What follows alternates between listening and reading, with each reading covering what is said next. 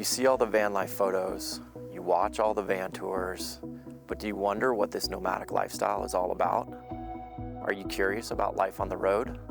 Social media calls it #vanlife. We call it home. I'll ask 10 questions to get you the stories that you want to hear from the people who live, work, and travel and adventure in this nomadic lifestyle. Welcome to Life on the Road.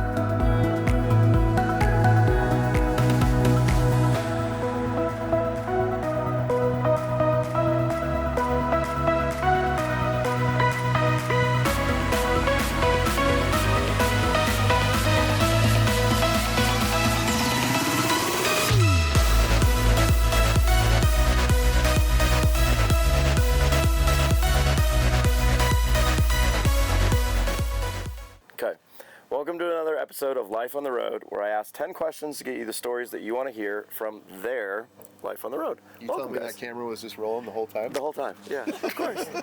I always get outtakes before and after, so yeah, 100%. Nice. Exactly. I will chop all that up. So, welcome guys. This is amazing. Thanks for asking us to do this. Yeah. This is fantastic. Very neighborly of you. Yes, we are all neighbors right now. We're in Bisbee, Arizona, at Weird Wild West, a big van event. There's probably 400 rigs here this weekend.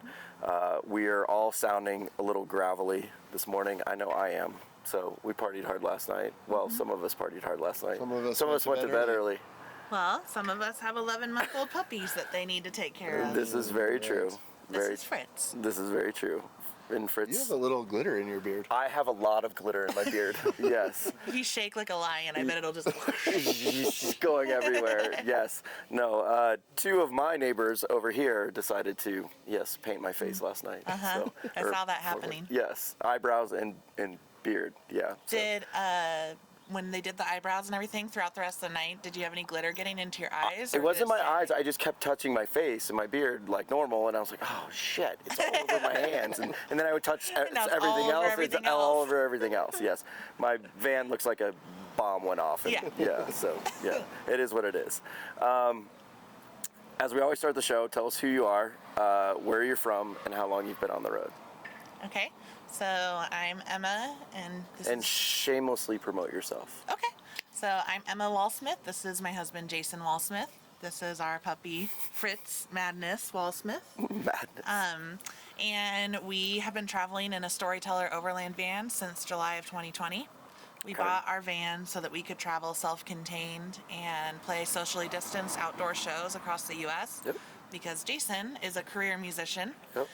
And when COVID hit, all our gigs went away, and I had an online ticketing business, and all of the events that we were selling tickets for went away. Yep. So we just thought, well, do we just sit at home, which we did for a few months like everyone else, which was that the longest you've ever been at home since you've been an adult? For sure, by far, yeah. Yeah, like 3 months at home. Not playing or not doing any gigs, things like that. Yep. Yeah.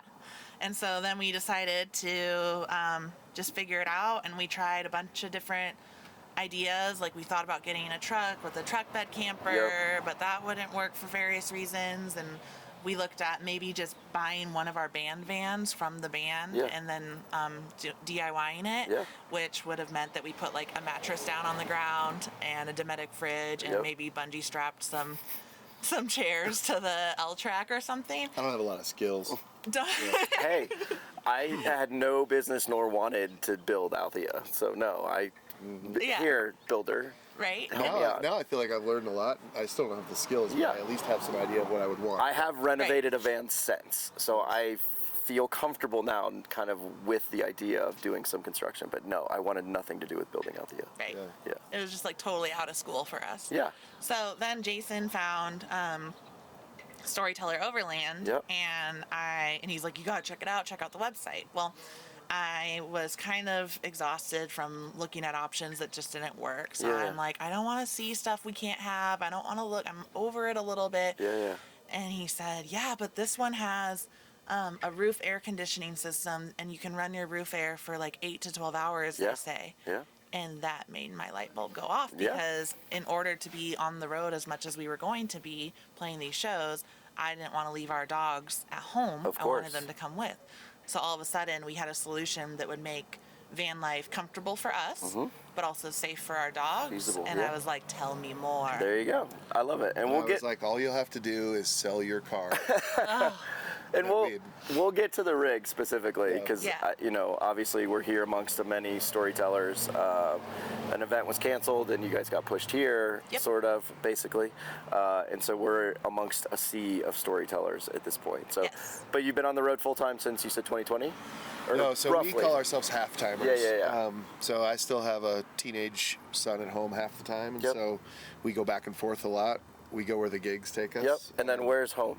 Iowa, Des Moines, Iowa. So That's right. Which we, on our 2020 mode, we put 100,000 miles, 100,000 miles? Yeah, Yeah. 100,000 miles on it in Okay. like a year and a half-ish. impressive. And so the way to accomplish that is to just start and end every adventure in central Iowa. Well, we Drive played, back we to- played everywhere from Seattle to the Keys Yeah. to Delaware Yeah. and Baja, Mexico. Yeah. So we definitely hit 42 states. Yeah, 42 states across that time. That's insane.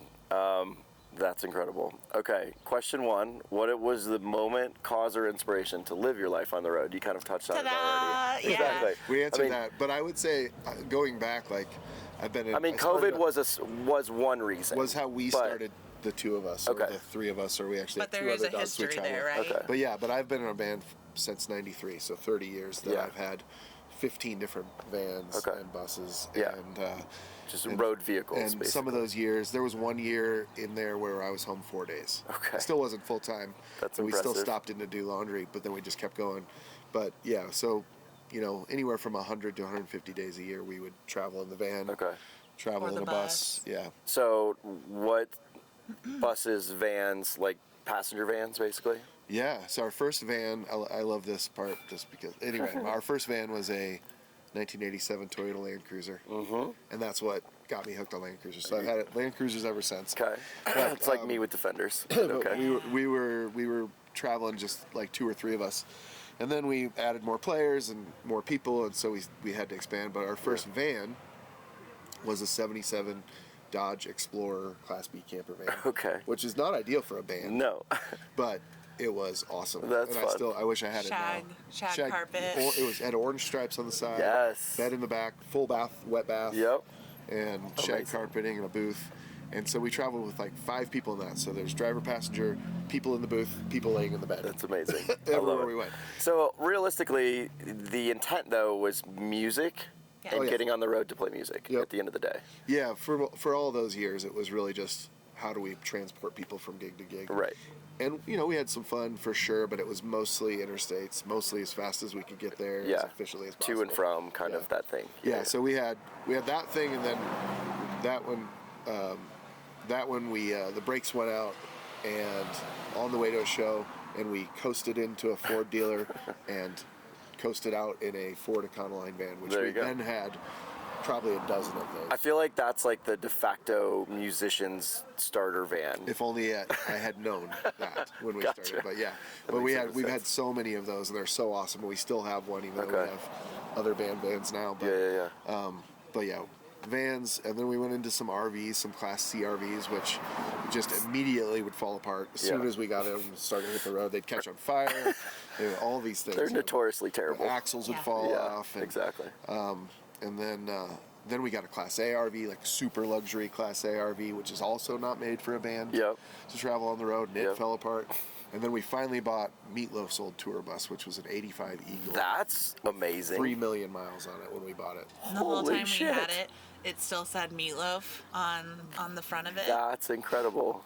And weirdly, Do you still have this rig? Well, no, but we have visitation. we have Okay, you have visitation rights. visitation And rights. it hasn't actually moved since we sold it like 6 years ago. Okay, well, when we get to question 7, I want to revisit this Okay. because I want to know more about this van. Okay. That's incredible. Question 2 is, what has been your experience with other nomadic travelers while living your life on the road? Well, it's like this family that we didn't know existed. Yeah. And so it's just this whole new group of friends and whole new experiences, and I don't even know how to begin to answer the question, other than it's been amazing. Well, Yeah. obviously, you guys are Storyteller owners. The Storytellers are notoriously a tight-knit group within the nomadic community. Obviously, Sure. the community itself is amazing, but Storyteller vans just keep Storytellers driving just by. literally, as we're talking, one after another. But yeah, within the overall arching nomadic community, which is wonderful, the Storytellers have a reputation of being a tight-knit group and very close. Yeah, we really, it's interesting because we really actually just care immensely about one another and about making sure that if you need anything, Yeah. there's a group of people that are definitely going to take care of you. Yeah. What I love about it with the Storytellers, but also with people just in general that happen to have chosen this lifestyle and find that adventuring and experiencing and learning new things are of value, is that we don't get caught up on the same crap that people get caught up on in their daily lives Yeah. or in social media Yeah. that seem to be really divisive issues. I know I've got a couple of friends, and they know who they are, who we know that our politics are the exact opposite. Sure. But we absolutely adore each other because we have this in common. Of course. And when we lead with this, we find other things we have in common. Yeah. And we just don't talk about politics all that Exactly. much Yeah. because it becomes irrelevant. Correct. When you're adventuring through the actual world as opposed to just sitting in your one spot Yep. and trying to like spout your opinion. Yeah, of course. And so I think that having this van life, having this desire for adventure and learning as this common denominator, Yeah. you don't walk up to anybody in this parking lot, storyteller or not, Yeah. and feel like you can't talk to them. Correct, absolutely, and I think you hit it kind of perfectly in the sense that it's has to do with a lot of the concept of traveling around to different places, experiencing different places, experiencing different cultures, Being open. experiencing different people, meeting different people from all backgrounds, all races, all creeds, all colors, all nine, and it's one of those things where, because you have this in common, everything else kind of goes away, and you just now get to the bottom line of getting to know one another. Right. And all of the other kind of superlative bullshit just goes to fades the away, wayside. yeah. It goes Totally to the wayside. does. Yeah. And then we also learn from one another, Of right? course, yeah. Because all of a sudden, instead of being on your guard, you're actually open to maybe having, because then of course you add each other on Facebook, Correct. you add each other on Instagram. Yeah. You start to maybe get a vibe for those opinions. Yes. And you're able to sincerely, more respectfully and lovingly have discourse yes. over these things. Exactly. And say like, hey, I noticed that you said this and here's my experience. Right. And you work through it, and it always ends with, man, I love you. Yeah. Thank you for sharing that with me. Exactly. Yeah. Well, and again, too, you hit it perfectly in a sense that I'm kicking it out of you're the kind ballpark of right you're now. kind of weaving Kicking right it out of the through. That's what they say. That's what they say in sports. Kicking it out of the Sports ballpark. ball. I like it. Sports kickball metaphors. Fans are the denominator, not the sports ball. This is true. Social media, though, is more often than not how we continue to stay in touch and Yeah. stay in communication. Yeah. And whether it's liked or not, it's an integral part of the van life community at Yeah. the end of the day. You know, you go away, you meet, you become friends. More than likely, you become friends on social media. That's how you stay in touch, and that's how you're going to find each other down the road more often Right. than not, which is, how this thing works, basically. So it's how we met, Yep. instantly first on Instagram. Instagram, and then running into you guys here. This was an obvious interview for me today, so it just made sense. Thank you. Question 3 is, what has been your biggest triumph and what has been your biggest failure while living your life on the road?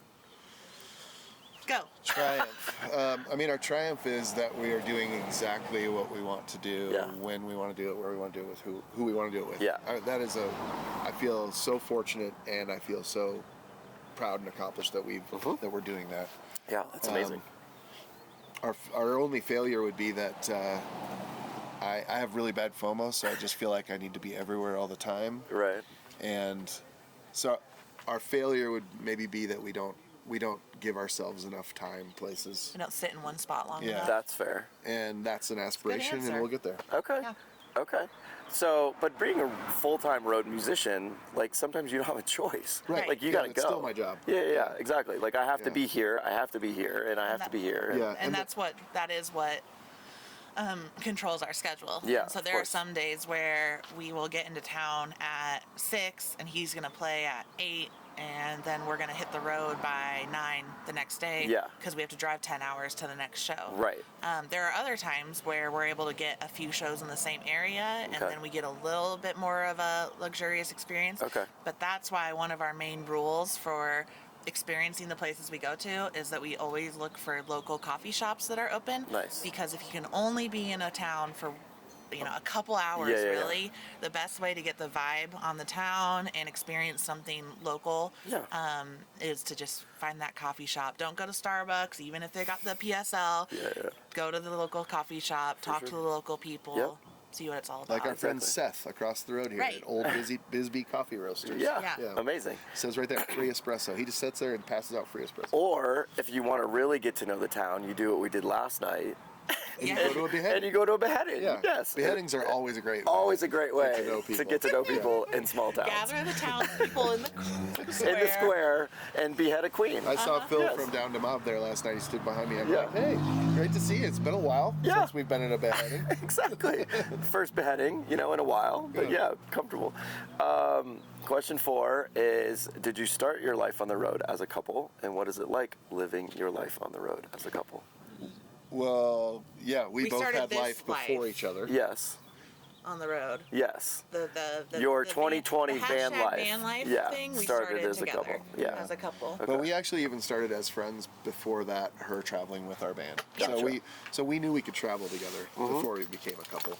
I was mean, their Because if tour we manager. couldn't, it would Yeah, work. of course. And it's a big deal. And I mean, we talk about it all the time with couples on the road in one rig. It's very different than my ideal relationship is someone else having their own rig and having their own space.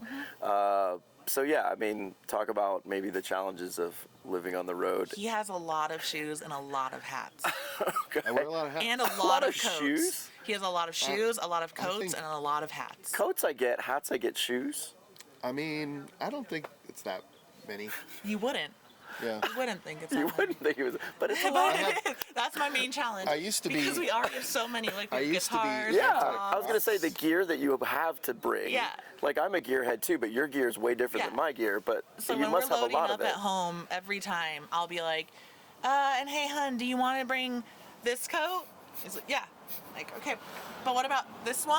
He's like, like, yeah, yeah. just put that one in there. Okay. I'm like, yeah, but how about these 3? Are we also taking these ones? He's like, yeah. And so but that would be my main struggle with you, I think. Yeah. It doesn't bother me that it bothers her.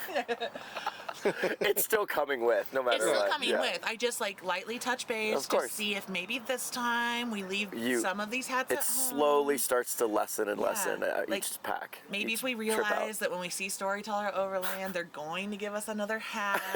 So maybe we I didn't leave get a one hat of this the weekend. other hats at home. Yes. No, it's good.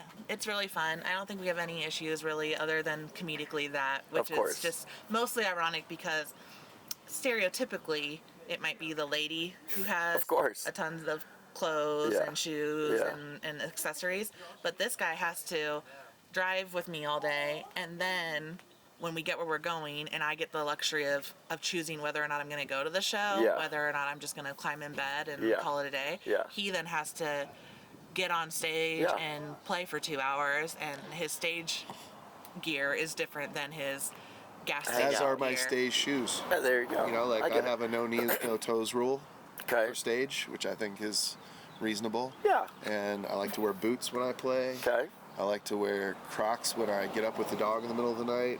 So now I have van Crocs, which I used to be anti-Crocs, but they're good for vans. I'm giving you shit, to be honest, because I probably have the same issue. Like, if we went and opened the rear of Althea right now, there's probably 8 shoes back there. So, Oh, I don't have 8. like, I don't have 8, but you live in yours. yes, I live in mine full time. I don't Yes. have 8. I have 8 more than that at home, but I don't have 8 in the rig. Yeah, but also, I Oh, bring like shoes just for her. 5 probably. Well, that's the next funny part is that I was like, yeah, I don't need these, so I chose to leave some stuff at Yeah, home. yeah. And then when we get here, he's like, yeah, I brought your Crocs, I brought your.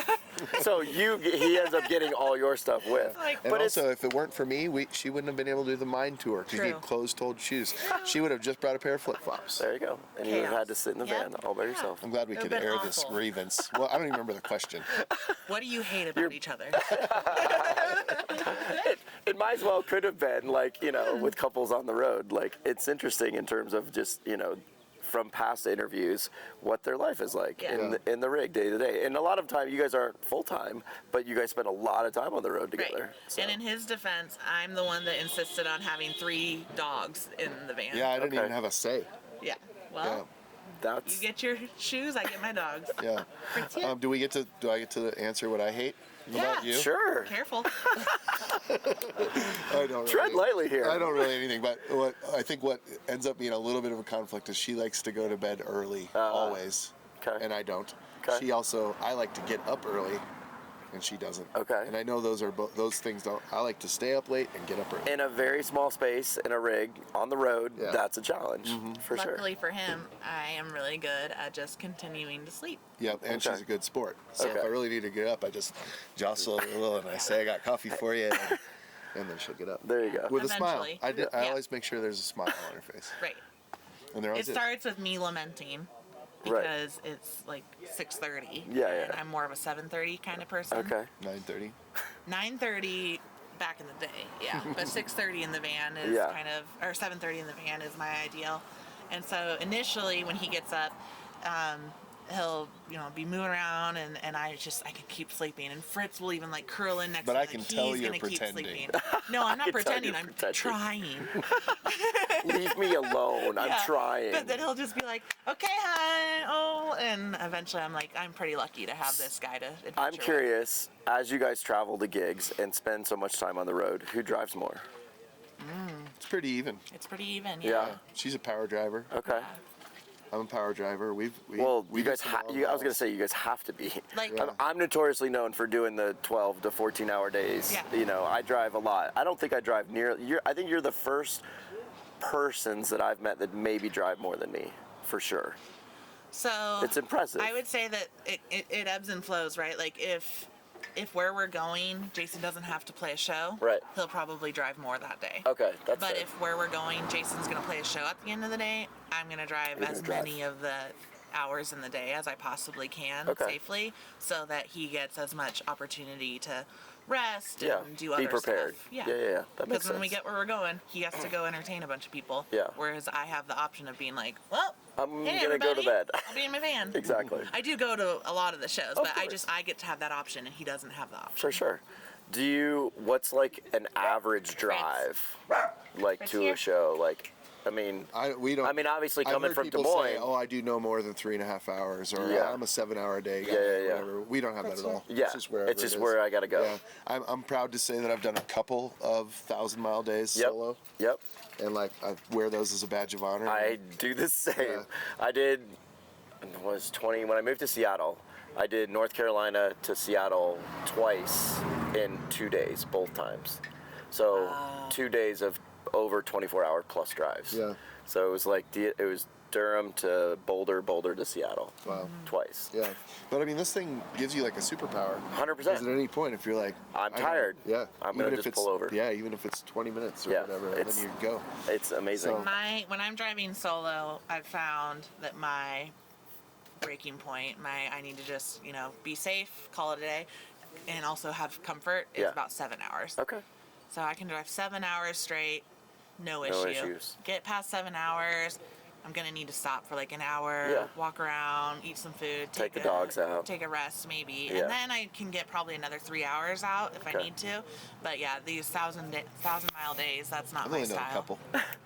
They're brutal. Yeah. I get it. Trust me. I completely can relate. So, question 5, maybe your favorite question. This is the one you wanted to answer. Okay. What is the best place or craziest place y'all have had sex during your life? Oh yeah, I'm glad you asked that. I wanted to. I was gonna say probably like at home in bed missionary style. Oh my gosh, my mom is not allowed. I After guess dark, she probably but not too late. Fair.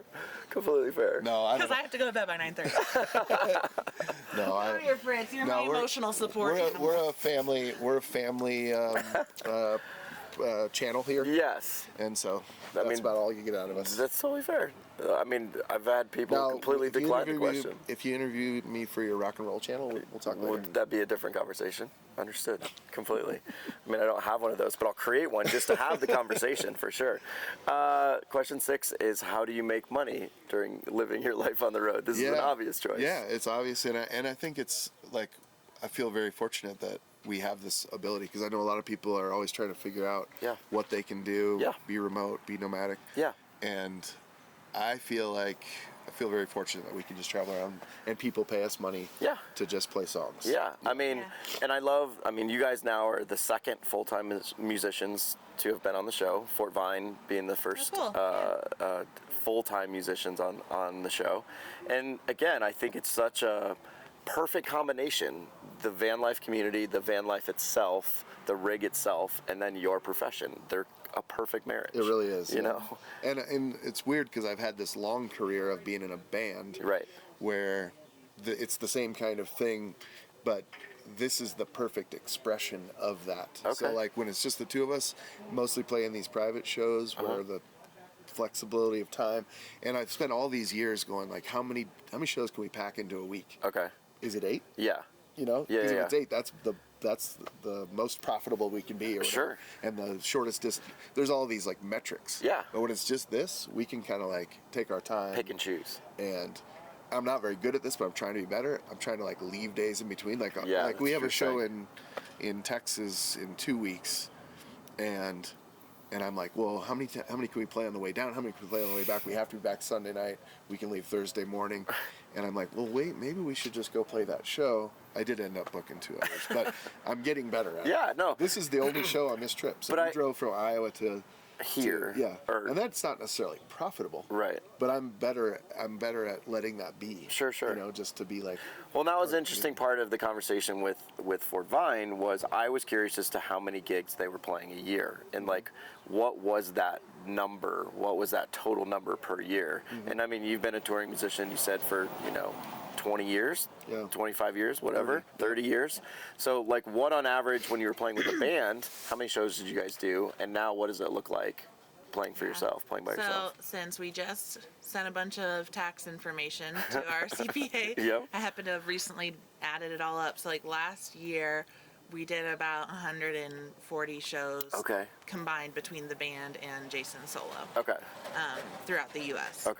And the year prior, but 2020, the end of 2020 into the beginning of 2022, that was when it was still very, COVID is still a thing, right?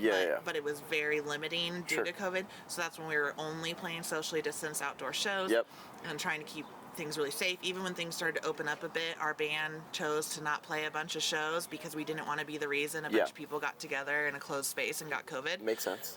It's a high risk opportunity for your fans, and your fans you want to keep like healthy. Of course. And so during that time though, we actually played, I think it was 150 shows, Jason Walsman Storyteller shows across that time.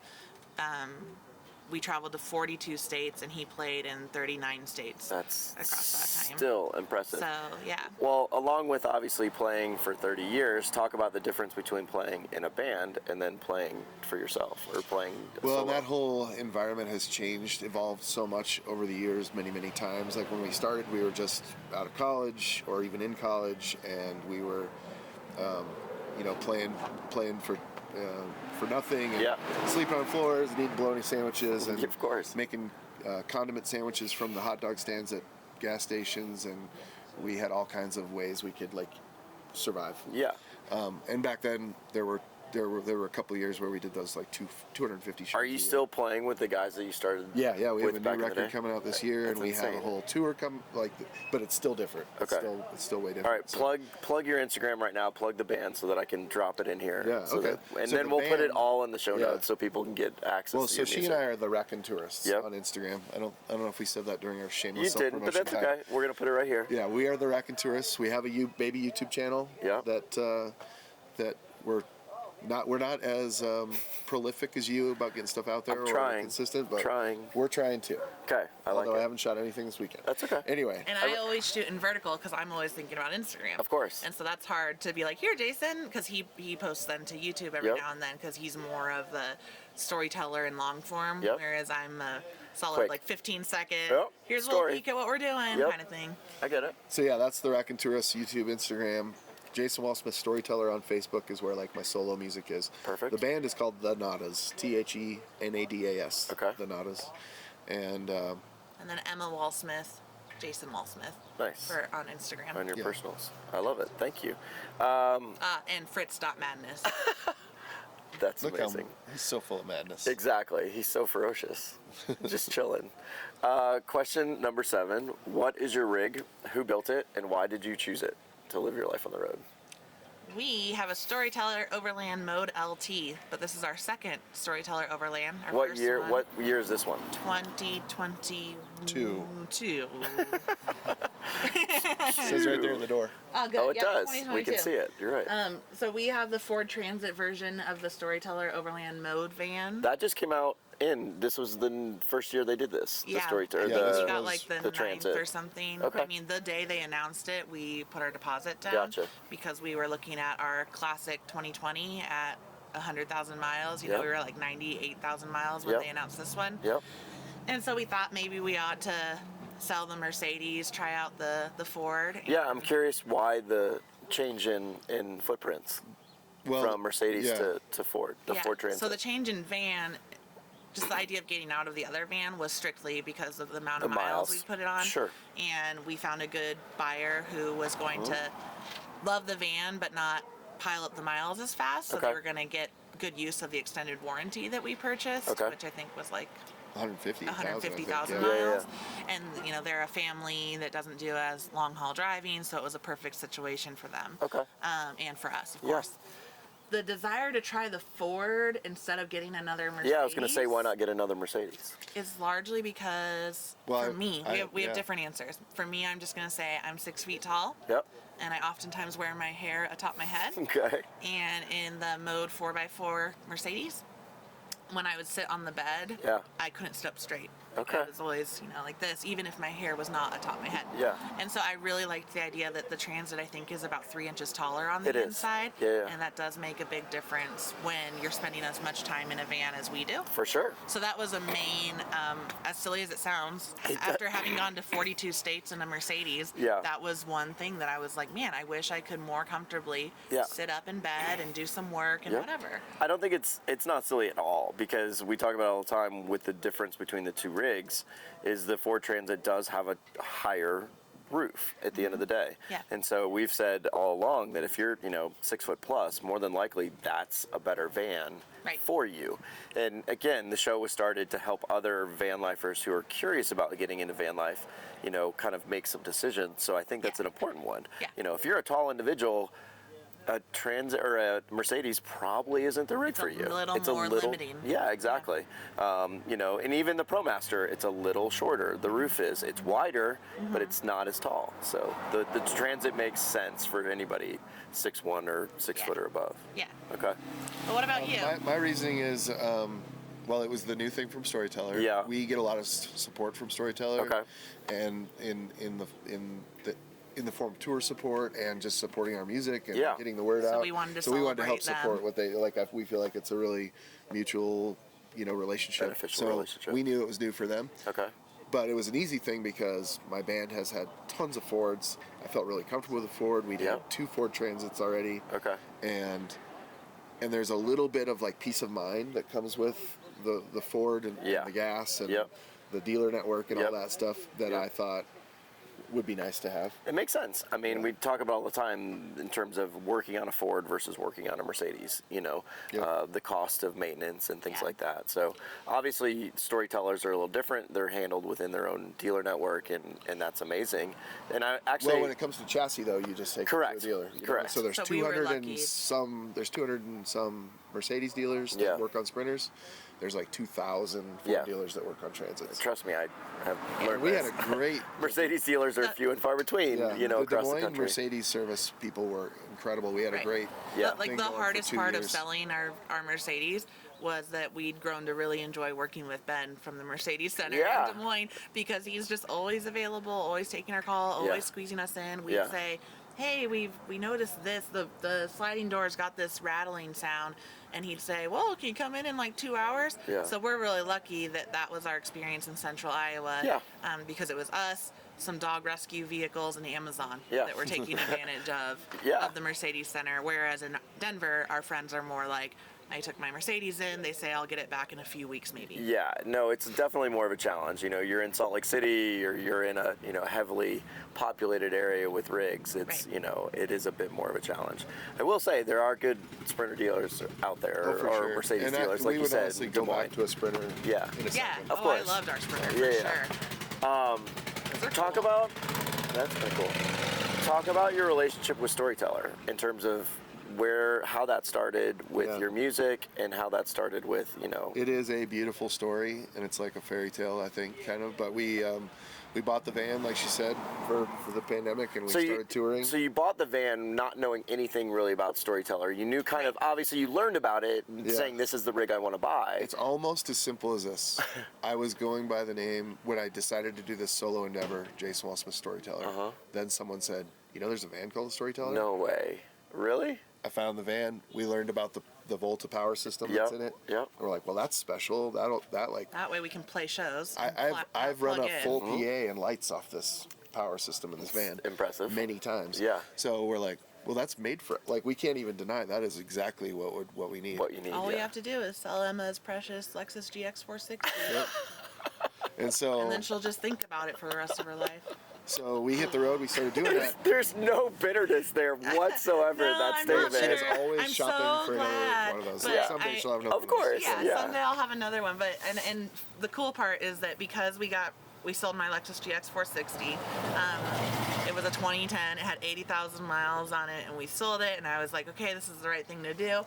Then the Mode 4x4 was my daily driver. Yeah. So when we would be talking to van life people who were thinking about, do I get a Storyteller, do I get a Revel, do I build my own, whatever it is, I would be able to actually have conversations with them about parking it in a grocery store parking 100%. lot on a regular basis, or going and picking up kids from school in this van, and whether or not it really is as easy to drive as people say. And so I was able to, provide that real life experience. 100%. And I got to meet a lot of random people who, all the dudes that would see me getting out of the van by myself and putting groceries away, they'd say, is that a camper van? And then all the sweet older ladies would say, oh, well, that's a very big van. And I'd say, it is, isn't it? Yeah, well, having, driven Althea now for a full year, 25 feet long and, 11 foot 6 inches tall, not small. I can't fit in a parking space, The concept of the 144 and the Storytellers is very appealing from that perspective. Cool. Yeah, it can be a daily driver if you want it, which is pretty amazing. But talk about then ultimately getting back to Storyteller and helping you guys. It was very early like on. A motorcycle rally rolling through. It's amazing. Welcome to Bisbee. These guys have patches. That's actually pretty legit. Some of them are wearing helmets. Not very few. Well. Oh. Safety first, kids. That's awesome. This is what we look like when we roll through in vans. The 60 Storytellers rolling in through town.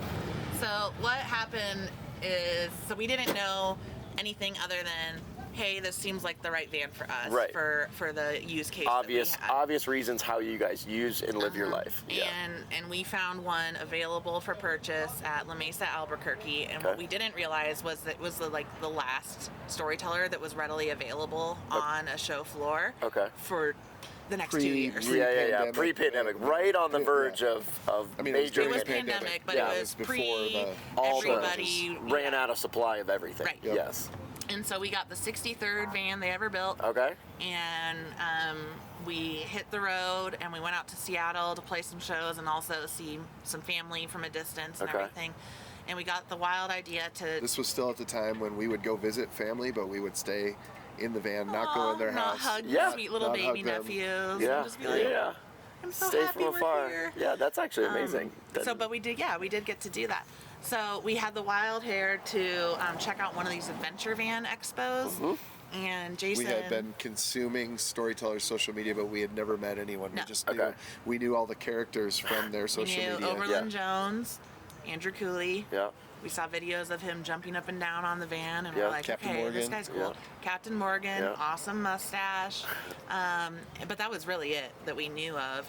And then we had this guy on Instagram after we picked up our van before we hit the road to Seattle that I posted to my stories and said, we're thinking about naming our van either Falcor in honor of the luck dragon from the Neverending Story, Great which name. seemed like a very awesome carry through of Jason Watts's Storyteller, Storyteller Overland, the Neverending Story. Yes. Or I was, like my dogs, we had this dog named Greta who had passed away, and she was white. She actually looked a lot like Falcor, Okay. the luck dragon. So I'm like, or Greta, because that would be sweet, right? Of course. And this guy on Instagram said Falcor is the best name I have ever heard for a Storyteller Overland van. And I said, okay, thanks, random dude on the internet. Yeah. Appreciate your input.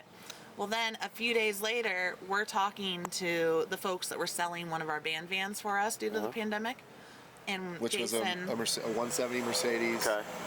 They call them baby band vans because Yeah. it had bunks and a little galley Okay. and a lounge. Okay. Mm-hmm. And so that's what the band was driving. Nice. And so- But we had decided as a band to sell the vans, Yep. take away our eliminate overhead. some overhead, Yep. right? And so Jason's like calling, I think we were selling it on Best for Sale or something like Yep. that. And so he's calling, checking on the deal, like, is this getting sold? We're Yeah. sitting at an alpaca farm with our van, like, doing the trip home. The guy on the internet saying, name it Falcor. I'm thinking, well, that's cool. I like it.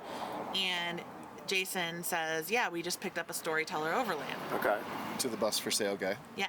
And he says, And he's like, wait a minute. Honey, what's that guy's name that used to build those baby vans? Jeffrey Hunter? What did he start doing? Storyteller Overland? Oh yeah, you're selling a Jeffrey Hunter van to buy a Jeffrey Hunter van. it turns Jeffrey out is the Jeffrey CEO. freaking Hunter. Hunter built at his previous company, Okay. built our baby band van. We had Okay. no idea. Okay. He's the CEO of Storyteller Overland. Yep. And guess what? He's the dude on the internet saying That was Falcor's the best I'm like, name. Jeffrey Hunter? Wow. What's the guy from Instagram? That's amazing. That's amazing. Yeah, so we're driving to Seattle. We got all these shows along the way. Stopped, Come in here. South Dakota, Montana, Wyoming.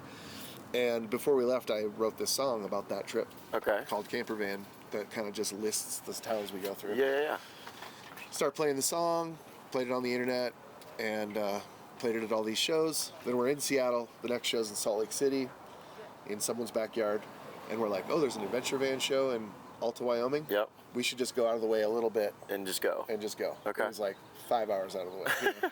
That's we drove all in the van world. That's Yeah. that's nothing. We drove all night. We roll into this thing kind of at the end. It was kind of wrapping up.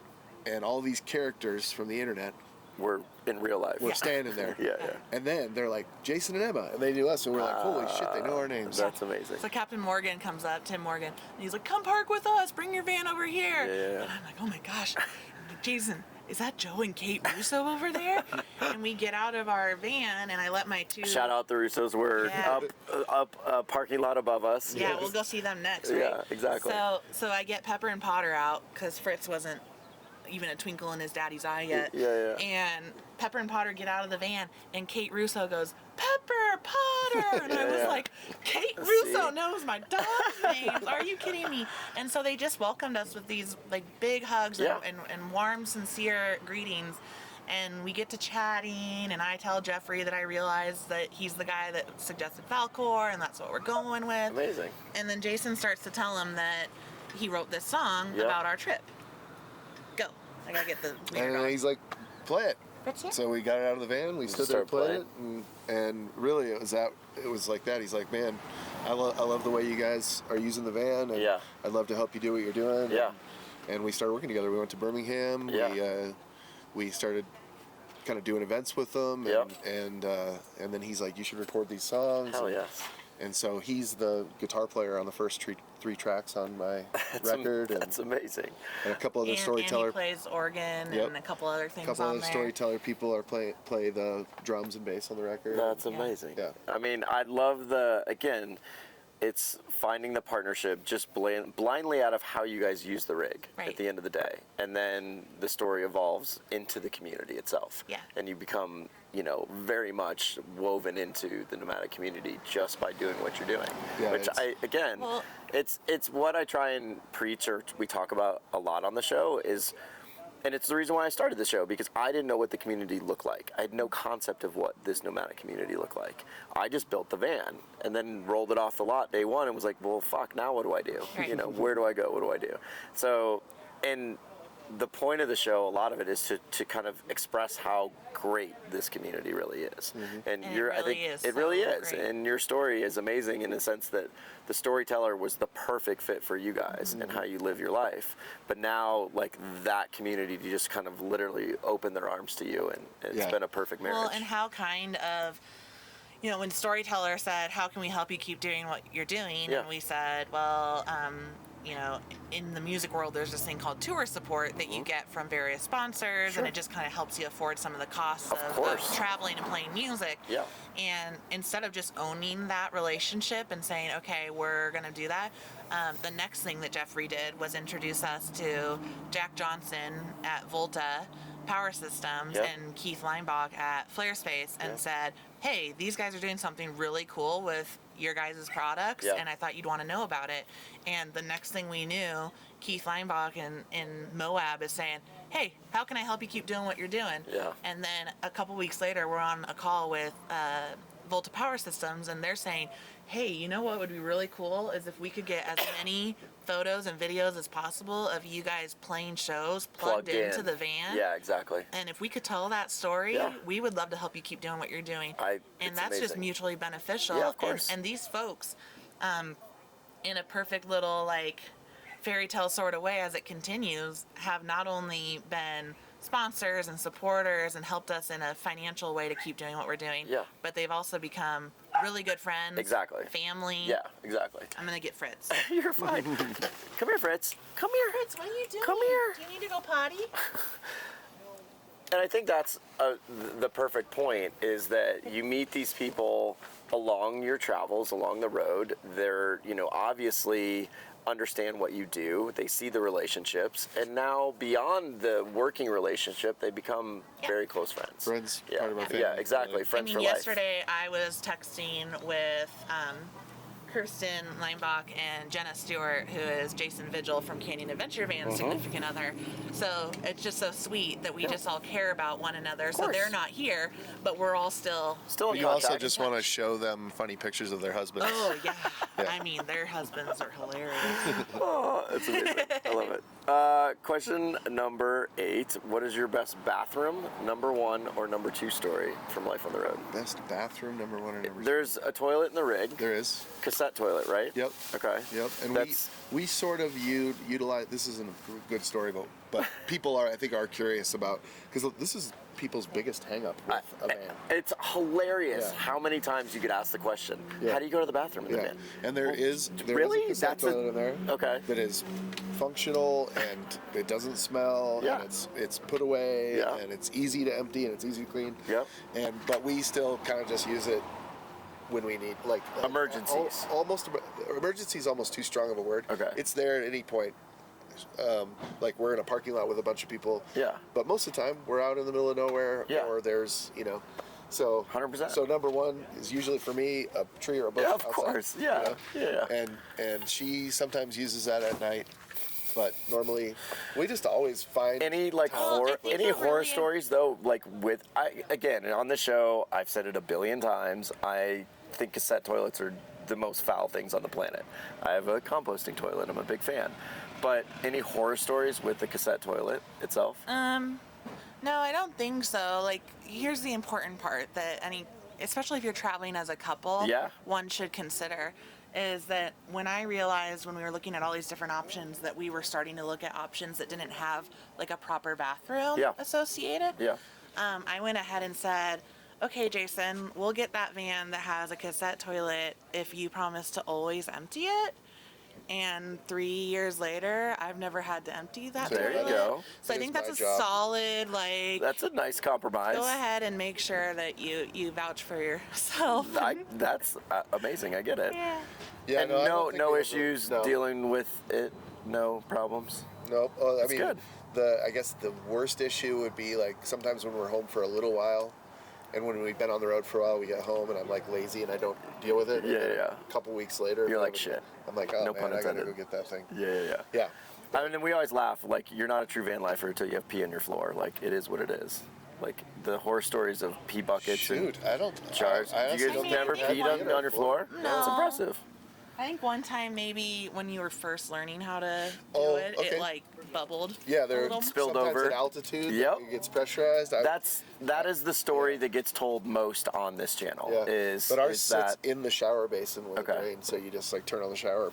yeah, rinse it off. But yeah, that's the story that gets told most. Going to elevation and forgetting to pull the release valve. Well, and, yeah, another pressure. shout out to Storyteller. When we got our van, we reached out to Dan, who's now at Flare Space, and said, we've got a lot of questions here because, you know, it's pretty straightforward, and yet you still find yourself wondering about things. And so he said, well, when's the next time you're in Denver? And we told him we'd be there in next week. And he's like, well, come on by my house. I'll give you a tour of the van. Nice. And when we were there, he said, and when you're at altitude, burp your Pull- toilet exactly. first Yeah, yeah. before you do anything else. Yeah. And that, so it's just talk about customer service. Of course, yeah. I mean, honestly, again, like I said, the number of times that story's been told where, Christine, I think her boyfriend, they traveled from Denver to Estes Park and had never used a toilet, thank God, because the poor guy got just the blue caustic material like all over him and, looked like a Smurf and, but yes, that is very nice customer service, Right. giving you that knowledge Yeah. for sure. Question number 9, what has been the happiest and hardest moments living your life on the road? Hardest moments are just going home. Just kidding.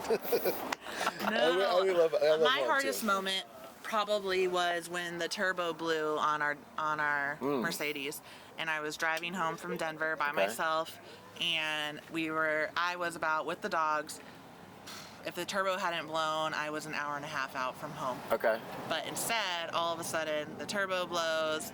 Now I can't go faster than like 30 miles per hour Yeah. unless I'm going downhill, which once I get into Iowa and I'm only an hour and a half from central Iowa, not a lot of hills. Not a lot of hills. And so my hour and a half turned into like the better part of 4 hours, and I didn't know if it was like totally safe to keep going, Yeah. but we talked about it and we vaguely understood what was probably happening. Yeah. So that was rough, like, because Yeah. unfortunately at the end of the day, these still, as amazing and beautiful and well thought through the build outs are, they're still vehicles Of course. that you're taking off road Yes. and beating up Yes. and expecting to endure. And we're not necessarily like trained Soft on it. professionals. Of course. So we're probably, not quite putting it in the correct mode all the time before we just go for it. Yeah, of course. And so there's just nuances of the fact that if you are doing van life, you have to be comfortable that Yes. your van is going to need some stuff from 100%. time to time. We talk about it all the time on the show, and it gets brought up more often than not with old rigs. But Right. the first month I had Althea, I broke down in a national forest. Like, you're going to break down. You're going to have maintenance issues. You're going to have something happen to where you're going to need some help on the road somewhere. You're going to be stranded in some situation, or mechanically you're going to have some issues. Like new or old rigs, it doesn't matter. Yeah. Like you're going to have a problem. Or one time when we got to 50,000 miles and we're like recording the rollover? the person, like I'm driving, Jason's recording, it's 50,000 miles, we're celebrating, we're doing this little video for YouTube and Instagram and everything, and then boom, our windshield shatters.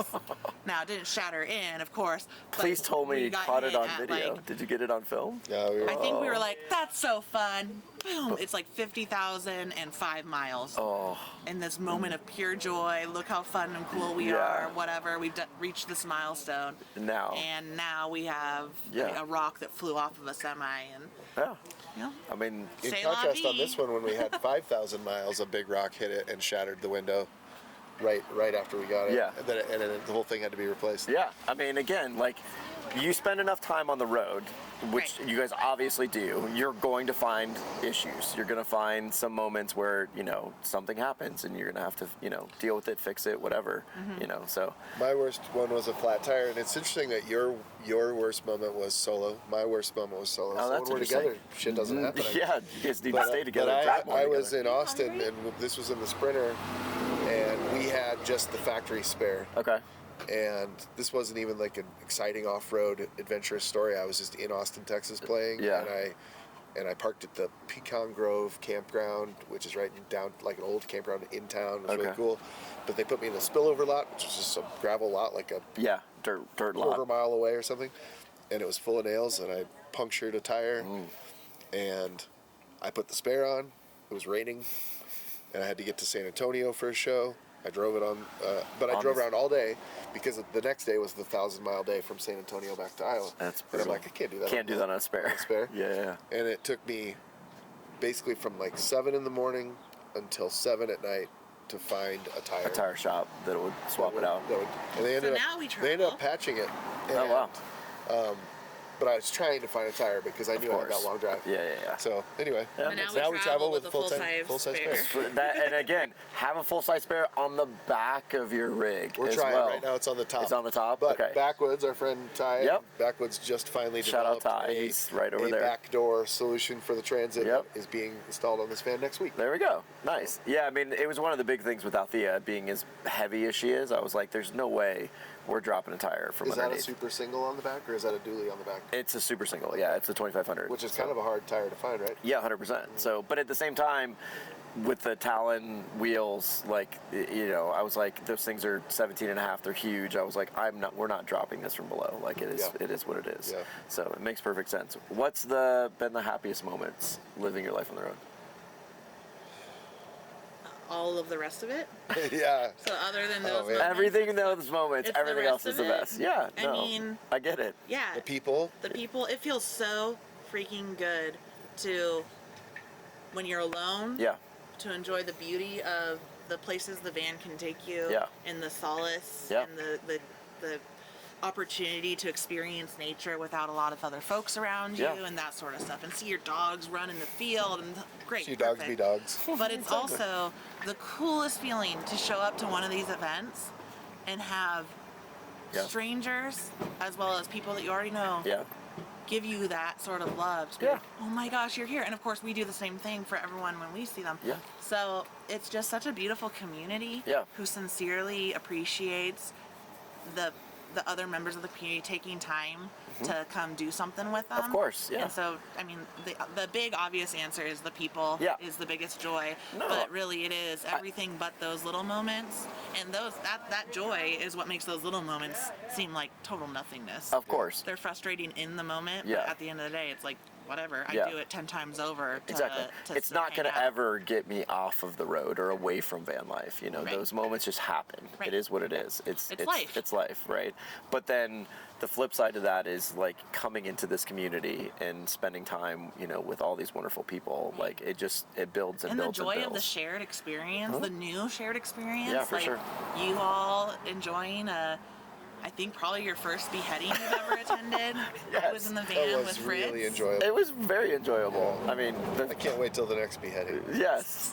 I mean, I don't think I can It was a show magic show. a lot of the photos that were taken last night, but I will at some point. Yes, they were amazing. Maybe not on this show. I think I want to mention also, it's like it's an obvious probably thing to say, but the freedom that comes with Yeah. van travel Yeah. is it's hard to describe to someone who hasn't experienced it. Yeah, for 'Cause sure. It's just everybody's done road trips. Yep. Everybody understands what it's like to travel around and have fun driving places. But the freedom that comes with a van is way different. It's so interesting you use the word. Again, we've done 20 some odd episodes on Life on the Road. Probably 80% of the people have all said that word, freedom. Now, they've all defined it differently. They've all had a different kind of background or understanding of what that meant to them, but they've all used that word. It's very interesting to me.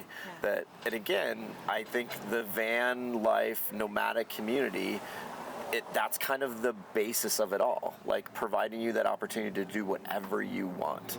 Again, I think it's interesting in terms of like the number of professions that live full-time on the road. Musicians, I think it's a perfect marriage. It makes perfect sense. But then also the freedom to go and do anything you want, wherever, whenever you want. I think it's a perfect kind of... And change your mind. And decide to go somewhere else. And that's the other thing is we talk about, it's like, if you're going to live in a van, you're going to need to be flexible, because you're going to get and meet somebody at a meetup like this, and somebody's going to have a better idea and a better location. You're going to, well, shit, our plans aren't good anymore. We're going to go follow them because their plans are great. I'm waiting for that today. Yeah. Because she's going to go with them today to Phoenix, and I'm going to wander around for a few days. Yeah. I'm waiting. You're waiting for that ideal for that to just location. drop from the sky. Yeah. It'll come. Yeah. It'll come. I'm not worried. Exactly. Somebody might be baby wearing a dog. Got 6 of everything. Love it. He's very nice. You can pet him she if you is. want. You feel bad because you just yelled at me? Yeah. The last question number He stays 10. close to us. You should. Define hashtag van life. I'm listening. I know you are. It's okay. We're The same talking. as It's okay. Fred's. Define hashtag van life, and then provide a piece of advice for somebody wanting to live a life on the road. Okay. We're gonna define hashtag van life and then provide a piece of advice. Okay. Well, what I like about hashtag van life is that I think there is no definition. I actually kind of I like watching people try to define it or try to say, you know, like what it especially is. Yeah. People be like, well, that's not van life. Yeah, or yeah, that's not a van. Yeah. Even us, you know, like this costs more than our house. 100%. So there are a lot of van life people who are like, that's not van life. Yeah. You know? I agree. But what I like about van life is there is no definition. That's why I kind of Correct. started by saying my first van was a 87 Toyota Land Cruiser. Yeah.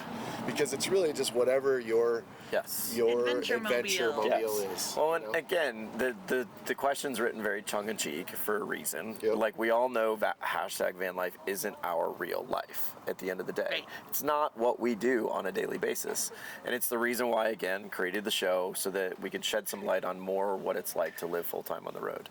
And again, you could be in an Althea that costs more than most homes, or you could be in a rig with no amenities and a sleeping wearing bag. a Bucky the Beaver's onesie. It doesn't matter.